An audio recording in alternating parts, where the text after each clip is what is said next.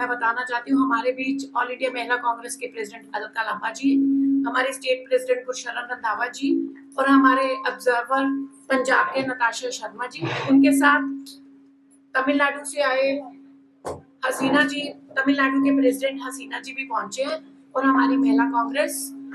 और मैं बिना टाइम वेस्ट किए सीधा माइक अलका जी को दे रही हूँ। आप सभी पत्रकार साथियों को मेरा नमस्कार। आज देश भर में छठे चरण का मतदान इस समय जारी है। मैं खुद भारत की राजधानी दिल्ली में अपना वोट देकर अमृतसर से, जहां श्री राहुल गांधी जी कुछ देर में पहुंचने वाले हैं, वहां से होते हुए जालंधर और यहां से पटियाला जाऊंगी। यहां आने से पहले मैं 27 राज्यों का दौरा करके आ रही हूं। इन 27 राज्यों में कहीं पर भी भाजपा और मोदी की लहर नहीं है, बल्कि लोगों में बेहद गुस्सा है भाजपा की केंद्र की सरकार के खिलाफ। ये गुस्सा सबसे अधिक अगर किसी में देखने में मिल रहा है तो देश के किसान अन्नदाता पर मिल रहा है। सवाल प्रधानमंत्री जी से पूछा जाना चाहिए था कि 2022 में किसान की आय दुगनी होनी थी, 24 आ गया, आय दुगनी हुई, कर्ज दुगना हुआ है, आत्महत्याएं दुगनी हुई है। प्रधानमंत्री जी पटियाला आते हैं, जालंधर भी आए, कहां गए दूसरी जगह, पटियाला के बाद गुरदासपुर, लेकिन सवाल खड़े रहे, जवाब नहीं मिले। आय दुगनी नहीं हुई, कर्ज दुगना हुआ है। क्या करेंगे आप किसानों के लिए, अन्नदाताओं के लिए? विरोध हुआ, पटियाला में काले झंडे दिखाए, उड़न खटोले से आए, 400 मीटर दूर एक स्टेडियम में भाषण दिया, बिना संवाद वापस दिल्ली लौट गए। लोकतंत्र में संवाद की जरूरत है, हिम्मत दिखाइए। 400 पार सीटें का दावा करने वाले प्रधानमंत्री सामने अपनी हार को देखकर डरे हुए हैं। हमारा 5 न्याय 25 गारंटी में पहला है। हम 4 जून को सरकार में आ रहे हैं। हम 4 जून को सरकार में आते ही पहली कैबिनेट मीटिंग, पहला कानून, किसान को उसका न्यूनतम समर्थन मूल्य एमएसपी पे कानून, पहला कानून आने वाला है। देश के किसान अन्नदाता पर जितना कर्ज है, पूरे देश के किसान के अन्नदाता के ऊपर 1-1 रुपए का कर्ज हम माफ करने जा रहे हैं 4 जून को। हम कृषि उपकरणों को, जो आजादी से लेकर आज तक नहीं हुआ था कि किसान से कृषि उपकरणों पर कभी टैक्स वसूला हो, आजादी से लेकर 2014 तक तो नहीं था, लेकिन इन्होंने भारी जीएसटी और टैक्स लगाए। हम कृषि को जीएसटी मुक्त करने जा रहे हैं। हम महिलाओं को महंगाई से राहत देने जा रहे हैं। 8,500 रुपया हर महीने की पहली तारीख, और वो पहली तारीख होगी 1 जुलाई। 8,500 रुपया हर गरीब परिवार की एक महिला के खाते में हम डाल रहे हैं, और साल का 1 लाख रुपया हम डालने जा रहे हैं। हम 30 लाख सरकारी पक्की नौकरियों के पद जो खाली हैं, उसे हम 15 अगस्त से पहले भरने जा रहे हैं। जैसे सरकार आएगी, भर्ती खुलेगी, पारदर्शिता होगी भर्ती में, और हम 30 लाख सरकारी पदों को भरेंगे, और उसमें 15 लाख सरकारी पक्की नौकरियों पर आधी आबादी का पूरा हक होगा। 15 लाख नौकरियां बेटियों के लिए आरक्षित होगी। हम आंगनवाड़ी बहनें, आशा वर्कर बहनें, मिड डे मील बहनों का मानदेय दुगना करना जा रहे हैं। जितना मानदेय आज है, 1 जुलाई से उनका मानदेय दुगना करने जा रहे हैं। हम सेना में अग्निपथ भर्ती ठेके की 4 साल की योजना को रद्द करके सेना की पक्की भर्ती को बहाल करने जा रहे हैं 4 जून को सरकार आते ही। हम श्रमिक न्याय के तहत देश में मनरेगा या जो भी हमारा मजदूर है, स्कूल, अस्पताल, फ्लाईओवर, मेट्रो, सड़कें बना रहा, कोई भी किसी तरह का मजदूर है, उसके लिए कानून आ रहा है। क्या था कि प्रधानमंत्री नरेंद्र मोदी जी संसद को बताइए कि आपने 10 सालों में पूंजीपति मित्रों का कितना कर्ज माफ किया। लिखित में जवाब मिला 16 लाख करोड़। 16 लाख करोड़ वसूलने की बजाय माफ कर दिया गया। हम वो माफ नहीं करने जा रहे, हम वो वसूलने जा रहे हैं। और जब देश के खजाने में पैसा आएगा तो स्वाभाविक है, जब पूंजीपति मित्रों का माफ हो सकता है तो गरीब किसान का क्यों माफ नहीं हो सकता है। हम इसको करके 4 जून को दिखाने वाले हैं। 5 किलो राशन, 80 करोड़ की जनता 5 किलो मुफ्त राशन, मोदी जी आए तो जारी रहेगा मुफ्त राशन। हमारे देश और किसान अन्नदाता 140 करोड़ का पेट पाल रहा है। हर विषम परिस्थितियों में भी उसने हल और खेती नहीं छोड़ी। क्यों नहीं छोड़ी? अन्याय झेलता रहा, अत्याचार, अपमानित होता रहा। दिल्ली के दहलीज पे 700 किसान शहीद हो गए अपनी फसल का उचित दाम मांगते हुए, लेकिन उसने फसल और खेती नहीं छोड़ी। आज हमारे गोदामों में अनाज की कोई कमी नहीं है। हमारी सरकार आएगी तो ये 5 किलो नहीं 10 किलो अनाज मुफ्त दे सकती है। और जो हम ऐलान कर रहे हैं कि अब 5 किलो नहीं 10 किलो अनाज हमारे गरीब जो बीपीएल बिलो पॉवर्टी लाइन है उन्हें देंगे। ये हमारी गारंटी और हमारी घोषणाएं हैं और देश के हालात आपके सामने रख दिए। भाजपा पूरी तरह से डरी और बौखलाई हुई है। चुनाव हार रहे हैं, ये मैं सिर्फ यहां पर बैठ के नहीं कह रही हूं। मैं 27 राज्यों के दौरे करके, जनसभाएं करके, माहौल देख कर आई हूं। पूरा भाजपा के विरुद्ध लहर चल रही है, जिसका साफ आप प्रधानमंत्री जी के भाषणों में जिसे साफ बौखलाहट, हार को, हताशा को देख सकते हैं। प्रधानमंत्री जी अपने भाषणों में सांप्रदायिकता, धर्म का पूरा इस्तेमाल कर रहे हैं, डराने की कोशिश हो रही है। कोई भी उनका भाषण धार्मिक भावनाओं, मंदिर मस्जिद पाकिस्तान के नाम के बिना नहीं हो रहा। भाषण सुना आपने? प्रधानमंत्री जी ने कहा कांग्रेस आएगी तो बिजली की तारें काट देगी, कांग्रेस आई तो नल की टूटी खोल के ले जाएगी, पानी बंद कर देगी, बिजली काटेगी, पानी काटेगी, राशन रोक देगी आपका। यहां तक कह गए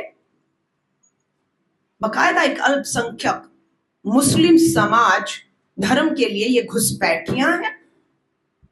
उसके बाद ये कहा कि हिंदू बहनों के मंगलसूत्र खतरे में है इनसे।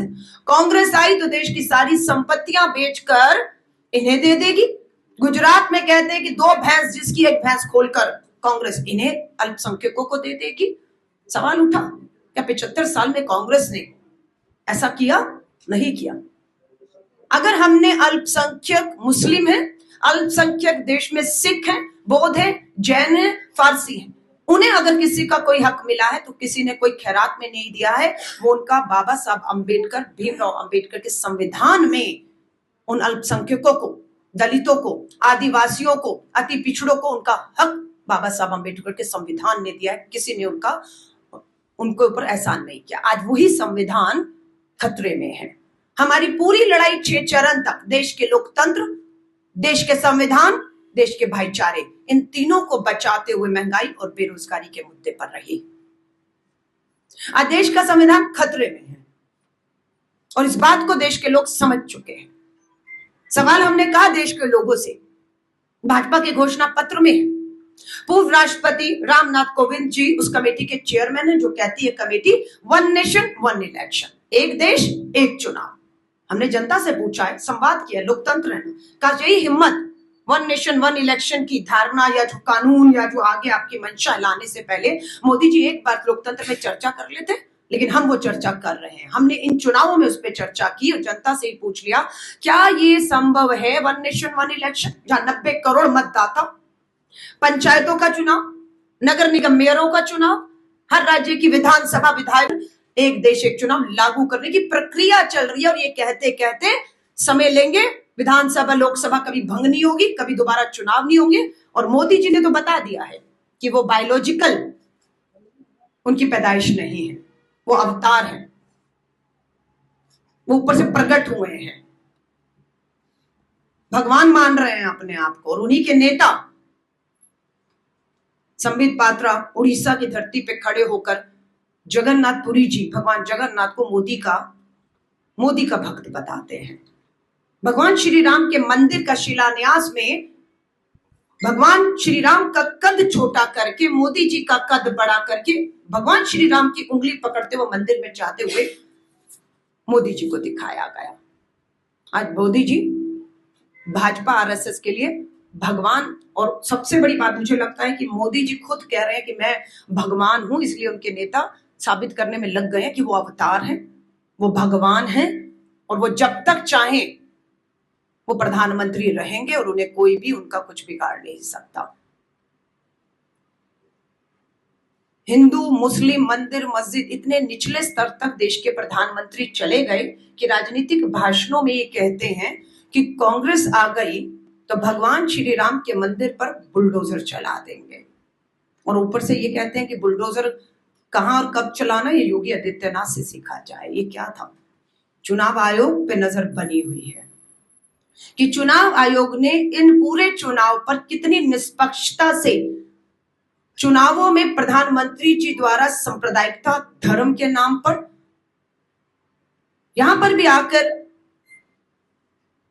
धार्मिक मुद्दा बनाया कि 1971 में पाकिस्तान के दो टुकड़े करके जब पाकिस्तान से बांग्लादेश को आजाद किया गया, 90,000 की फौज को घुटने पर लाया गया, तो प्रधानमंत्री जी कहते हैं उस समय हमारा जो ऐतिहासिक गुरुद्वारा है करतारपुर साहिब, लेकिन सच्चाई ये है कि मोदी जी हम वहां तक तो पहुंच गए थे, आप तो उल्टा उस समय भी ये कहते ना कोई घुसा था ना कोई घुसा हुआ है। जो आज चीन के लिए लद्दाख में घुसकर बैठा है चीन, प्रधानमंत्री मोदी जी आप घुसने की हिम्मत दिखा पाए लद्दाख में? नहीं, चीन घुसकर बैठा है, इसलिए मोदी जी देश भर में प्रचार करते हैं लद्दाख नहीं जाते। मोदी जी क्या आप कश्मीर में गए? मैं गई राजस्थान, मध्य प्रदेश, छत्तीसगढ़, आदम कद के होर्डिंग लगे हैं मोदी जी आदम कद के, और नीचे धारा 370 पर मोदी जी से वोट मांग, मोदी जी वोट मांग रहे हैं। कहां? राजस्थान, मध्य प्रदेश, छत्तीसगढ़ में धारा 370 पर। क्या प्रधानमंत्री मोदी जी कश्मीर गए? 3 लोकसभा सीटों पर चुनाव है और अभी भी एक सीट पर चुनाव चल रहा है। चुनाव में जाने की बात दूर, 3 लोकसभा सीटें कश्मीर में अपना उम्मीदवार उतारने की हिम्मत भाजपा नहीं दिखा पाए। ये मुद्दे हैं। मणिपुर जल रहा है, प्रधानमंत्री जी डबल इंजन की भाजपा सरकार है, डबल इंजन की आज भी जल रहा है। एक ही देश के एक ही राज्य के भीतर 2 समुदाय लड़ रहे हैं, 1 साल हो रहा है। गए मणिपुर प्रचार करने, वोट मांगने, हिम्मत नहीं दिखा पाए प्रधानमंत्री जी आप जाने की वहां पर लद्दाख, कश्मीर, मणिपुर, और यहां पर आकर ध्रुवीकरण करते हैं। बेटी बचाओ का नारा, मास रेपिस्ट के तौर पर कर्नाटक के हासन से भाजपा समर्थित उम्मीदवार प्रज्वल रेवन्ना मास रेपिस्ट 1000 बहन बेटियों के बलात्कार का दोषी है। 3000 वीडियो बनाए। मैं गई बेंगलोर, वहीं से होकर आई जब वहां चुनाव था, वो वीडियो देखे, प्रेस कॉन्फ्रेंस की और प्रदर्शन तक किया। हमारी सरकार है, मुख्यमंत्री से बात की और मुख्यमंत्री ने बिना समय गवाए एसआईटी का गठन कर दिया। लेकिन क्या किया प्रधानमंत्री मोदी जी? प्रज्वल रेवन्ना का हाथ खड़ा करके आपने वोट मांगा या नहीं मांगा? देश की बेटी आधी आबादी पूछना चाहती है, आपने ये कहा या नहीं कहा कि मास रेपिस्ट प्रज्वल रेवन्ना को दिया गया आपका एक एक वोट मुफ्त? ये तस्वीरें हैं बकायदा नाम के साथ, एक एक। इसमें वो सारे चेहरे हैं क्योंकि ट्विटर पे ट्रेंड चलाया मोदी का परिवार। कौन है मोदी का परिवार? ब्रजभूषण शरण, साक्षी मलिक हमारी बेटी का यौन उत्पीड़न का दोषी, संदीप सिंह हरियाणा में मंत्री है, वोट मांग रहे हैं, गंभीर यौन उत्पीड़न के आरोप हैं, एफआईआर नहीं करती हरियाणा की पुलिस, कोर्ट की फटकार लगती है इनको। कुलदीप सिंह सेंगर भाजपा के विधायक, राम दुलारे भाजपा के विधायक, दोनों विधायक नाबालिग बेटी के बलात्कार के दोषी पाए गए, उम्र कैद हो गई है। मोदी का परिवार है, लिखा है इन्होंने अपने ट्विटर हैंडल्स पे, और मोदी जी खुश हैं, खामोश है। केंद्र में कौन है? प्रधानमंत्री मोदी जी है। किसके साथ है? जिस वाराणसी से प्रधानमंत्री जी आप चुनकर आते हैं, उस वाराणसी के बीएचयू में पढ़ने वाली आईआईटी की छात्रा का सामूहिक बलात्कारी है। बेटी न्याय मांग रही है, समय मांग रही है मिलने का, लेकिन आपके पास इनके साथ समय है। स्मृति ईरानी, ये है मोदी का परिवार। बेटियों के दोषी हैं आप, और आज बेटियां न्याय मांग रही हैं, न्याय नहीं मिल रहा। क्यों? क्योंकि या तो दोषी सत्ता का भागीदारी है या सत्ता का समर्थन इसे मिला हुआ है। हर मोर्चे पर अगर आप कहेंगे भाजपा की केंद्र की सरकार पूरी तरह से किसान हो, बेरोजगारी 2 करोड़ नौकरी हर साल, 10 साल में 20 करोड़ युवाओं को नौकरी। मोदी जी कौन से 20 करोड़ युवाओं को नौकरी दी है? डाटा जारी करिए, नाम बताइए, हम भी उन युवाओं को जाकर मिले। और सच्चाई ये है कि बेरोजगारी ने 45 साल के इस देश में रिकॉर्ड